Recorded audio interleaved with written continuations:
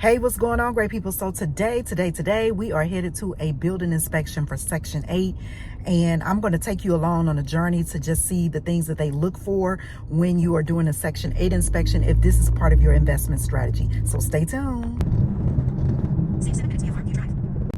So a good way to assess a neighborhood to kind of see if you want to invest in the area, make sure there are not a lot of vacancies, because vacancies basically mean, like, look at this house here. That's a fire-stricken house. They have not torn it down. Ask yourself why. Because if I was a neighbor there, I would definitely be wanting that torn down and would make certain that it gets torn down by advocating. So quick ways to assess this is just to make sure that the area is rentable and sellable when you are purchasing for investment purposes. So I'm here early today, prior to the inspector arriving. That's always important. This house is in pretty good shape, so I expect it to pass with no issues.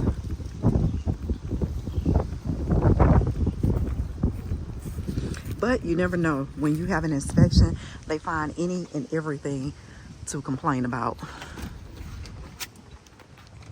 When you are renting property as an investor, you want to be mindful of things that you like, because if you like them, somebody else will probably like them too. Most of the renters that we get, they love huge backyards. So, because a lot of them have kids, and so huge backyards is an asset to renters as well as homeowners too. Homeowners like big backyards so they can entertain. You also want to be mindful that there are no trees lingering over. I do know they may say something about that tree, even though it's back there further. There are still branches, could possibly be a hindrance for children. This is a storage unit, so renters and homeowners like that extra storage as well. Now, this is just from a real estate perspective. This downspout right here, I would look at that myself personally to have that corrected. But overall, the house looks good. The siding looks good, which is so important. And overall, the front of the house looks good as well. And I think I mentioned to you the roof. Those are things that, as a homeowner, as an investor, you definitely want to pay attention to. When looking at neighborhoods, you also want to be mindful of, again, the traffic that comes up and down the street. This right here is centered on a curved street, which is obviously, if someone's speeding, they're going to have issues with that. But this is pretty much a quiet neighborhood. I've driven down here at nighttime. I've driven down here at daytime. Obviously, I don't live there, so I wouldn't know what it is at nighttime and daytime if I'm not there. But the times that I've driven through here, it's been really good. A lot of homeowners up in here. So that's something, if you're going to invest in property, try to find something where there are a lot of homeowners. And, because when you have a lot of homeowners, they're going to take care of the neighborhood, unfortunately, whereas renters don't always do. So make sure that you get something that's comfortable for the new homeowner or the new renter when purchasing property. Okay. Well, that's one thing you're going to have an issue with, is because of the electricity. The electric's off? Yes. Just at first glance, yeah, I can't expect it without the power being on. Right. HUD's changing from HQS to what they call Inspire. Well, that right, it won't work because there's no power. That means the battery's probably dead in that. Okay. HUD wants them in the hallway adjacent to the bedrooms. Mm-hmm. That's okay for now. Okay. But this is where they want them. They really want them. Just, in the hallway. Yeah, you can get one, like that, only battery powered, stick it up here. Okay. Or you get a combination unit, put it up there. But just no plug up. Yeah. You can even, if there was a plug in the hallway, you guys can put it in there. Okay. Okay. The only bad thing about the plug-in ones is a lot of times, tenants go up to them, they take them out, so they want to use that plug. Or they put their couch up against it or something like that. Okay. So just get the power back on. So you may ask, what are some of the key indicators to find out if a neighborhood is a good place to invest in? As I stated earlier, you want to pay attention to make certain that there are not a lot of vacancies in the neighborhood, because when neighborhoods are in transition, you will begin to see a lot of for sale signs, a lot of vacant houses, just a whole lot of things that could cause problems if you are investing for profit. nobody really wants to stay in a neighborhood where there's a lot of vacancies, because obviously that means there's a lot of crime going on as well. So make sure there are not a lot of vacancies, a lot of for sale signs, and make certain that you assess the neighborhood to see if there are a lot of renters, or if something where Right in that hole. I don't know. because the gas has been on.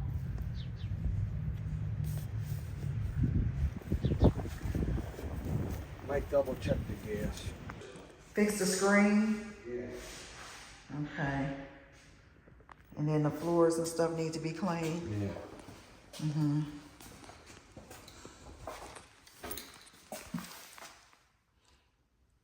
Then I'll need to get painted, whatever that is. Painted. Okay.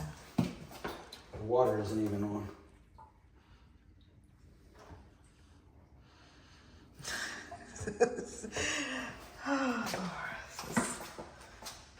There's no basement, right? No, this is a slab in here. It's like, I think, a little crawl hole, but I don't think it's like nothing you can get in. No. No water, no utilities, barely. Yeah.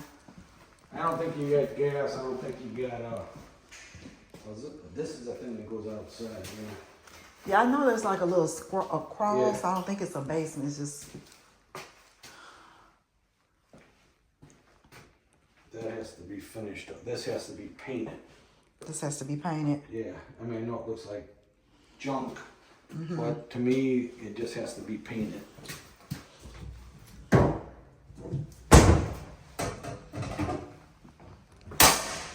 Okay. You gotta get it covered there. Like I said, I'm not getting everything. I would probably clean all this up right here because that's probably a fire. That right on top of the water heater, that's probably a fire hazard. Okay.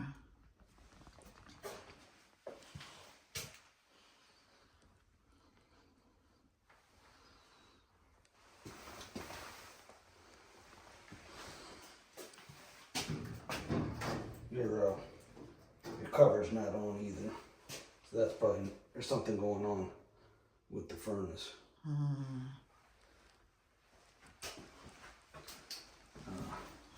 This I was here before I looked at this. I guess these are just closets back here. I left that one off since I was here. You came before? Yeah, I was here on Friday. Oh, you came. Did I talk to you on Friday? No, you didn't talk to me on Friday. Oh, you sure did. Yeah, for the re-inspection. Okay, so you must have came out. Well, it was for the initial. Right, exactly. This is I didn't get in. Right, you didn't. And then today. Yeah. Oh boy. Probably want to clip all these wires so they're all cable, telephone, but probably need to clip them higher. Clip them higher. Yeah. That way nobody messes with no kids. I think I also looked at something was going on. So you kind of looked at the external part Yeah. when you came on. Okay. Maybe I'll take it a different one.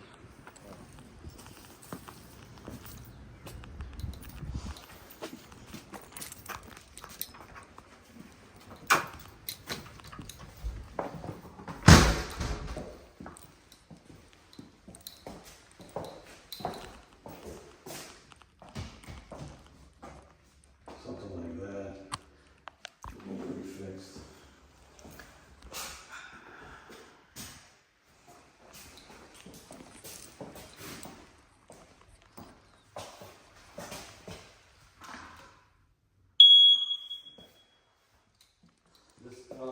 Just give me a call and we can schedule another. Just make sure all the appliances run. Because I'll check them all. All right.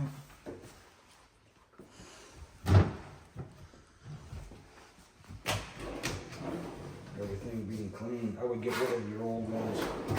Okay. Like I said, just kind of clean this all up. I guess you have water. You know what you had? You know anything about what you probably had is a frozen pipe. Oh, it was a frozen pipe in here. Yes, it was. It was right here. That's what all the debris is from. Right, exactly. You're And, right. You know, because that backs up to the, that's the other bathroom on that other side. Okay, So- you're right. It was a frozen pipe. Yeah, that's. And it was flooded pretty much in there, so they actually did some of the work there.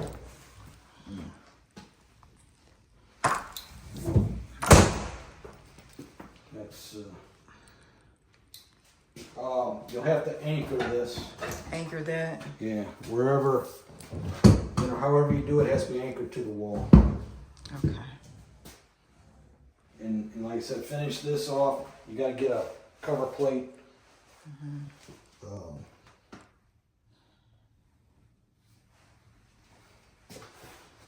Make sure you get this, whatever.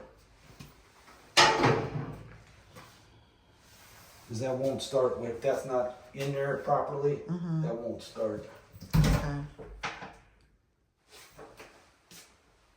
That's probably your water service.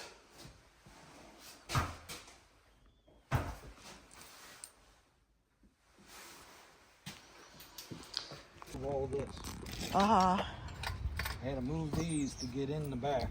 Okay. This was all, see all the, that's all right there. Uh-huh. And the pipe goes into this one. The top goes into this. Okay. It comes over to here. You should have another one right there. This pipe right here. Uh-huh. And then this goes, it fits in. I don't know if there was something with this up here. Yeah, I don't see the, I don't think this has central. oh, wow. So there,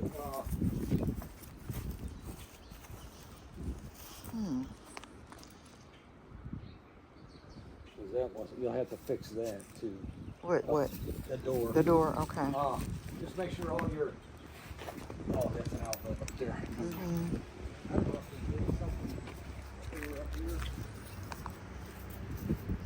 I'll look at my pictures when I was here on Friday Okay. to see if, but that was definitely, unless they came back here and,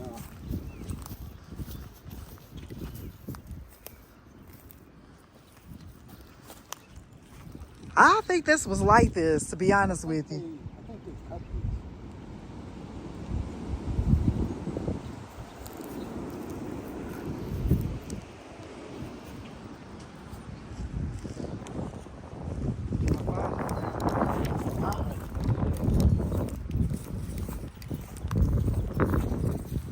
I'm trying to think, is it, because I know it was central air on this house. I said, I know it was central air on this house. At least That's I your thought. that's your a spectrum. spectrum, yeah.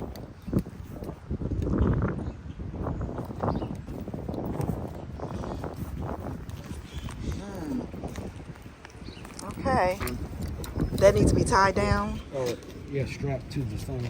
Okay. So when I look at it, on the next time I come out, I'll go through everything pretty good. Okay. So, take a picture on the inside that way. Okay. So we did not pass inspection, but most inspections don't pass on the first try. Now, you know this is sad when this is a regular residential area in a neighborhood and the street has rock gravel on it. Please help me understand this. Rock gravel, and this is a residential street and neighborhood. Some parts of the area has street. This whole part right here, they haven't even finished it yet because it's gravel. So as a homeowner, as a tax-paying citizen, this should be a problem for you. Look at the roads. Makes no sense, but we pay tax dollars to have these roads taken care of, and there's so many bumps and humps in the road. Come on now, come on, where is the tax dollars going?